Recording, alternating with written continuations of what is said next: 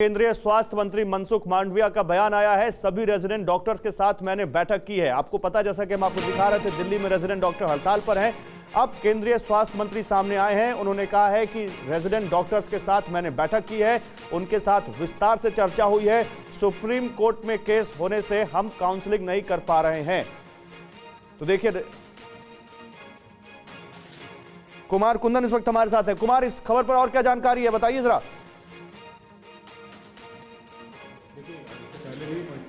इससे पहले भी मनसुख मांडविया ने 2 राउंड की बैठक की थी डॉक्टरों के साथ और उसका बेनतीजा निकला था। क्योंकि अगली सुनवाई 6 तारीख को जो है कोर्ट में है, तो केंद्रीय स्वास्थ्य मंत्री ने डॉक्टरों को इस बात के लिए कहा है, आश्वासन दिया है कि हमारी तरफ से जो कोशिश हो सकती है अदालत में अपनी बातों को रखने का, वो हम रखेंगे। और चूंकि सारा मामला कोर्ट में है, इसलिए हम कुछ नहीं कर सकते हैं।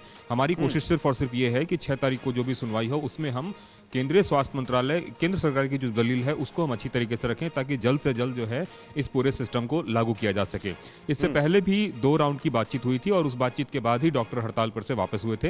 हालांकि अब आज की बैठक के बाद डॉक्टरों का क्या रुख होता है, ये देखना दिलचस्प होगा। लेकिन इतना जरूर है कि केंद्रीय स्वास्थ्य सचिव ने एक आश्वासन दिया है कि उस आश्वासन के तहत कि जो भी कोर्ट में होगा, उसमें सरकार आपके पक्ष को बहुत अच्छे तरीके से रखेगी। इसका लीगल एस्पेक्ट क्या है, जरा विराग जी से पूछ लेते हैं। विराग जी, अगर आप इस केस को फॉलो कर रहे हो, या अगर हम इसकी लीगल एस्पेक्ट बता सकें कि अगर केंद्रीय मंत्री ये कह रहे हैं कि सुप्रीम कोर्ट में क्योंकि मसला है, इस पर हम कुछ नहीं कर सकते, इस पर आपका क्या कहना है?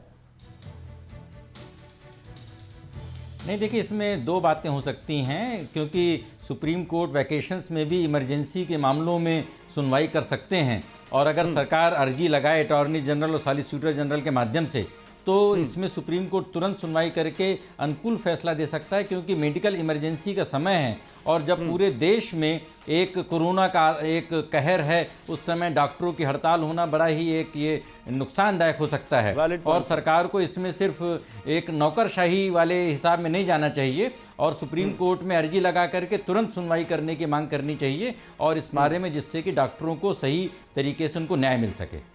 ठीक है डॉक्टर श्याम, अगर आप इस केस को फॉलो कर रहे हो और आप बता सके इस बारे में सरकार की इस पहल को आप कैसे देखते हैं?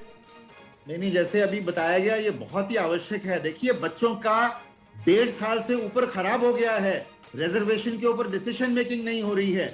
तो ये सरकार को और सुप्रीम कोर्ट को अपना स्पेशल बेंच बिठाना चाहिए और फैसला करना चाहिए कि बच्चों की काउंसलिंग जल्द से जल्द हो। अगर कोरोना की लहर आ गई तो कौन उनका इलाज करेगा, कौन देखेगा? तो ये एक बहुत ही सीरियस मैटर है, जिसको कि हर एक लेवल पे सरकार को और सुप्रीम कोर्ट को बैठना चाहिए और उस पर फैसला करना चाहिए।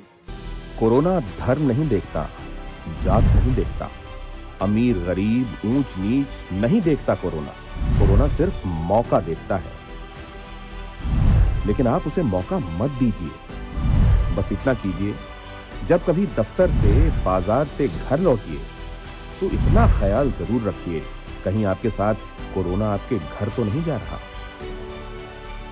भूलिए मत, कोरोना अभी जिंदा है।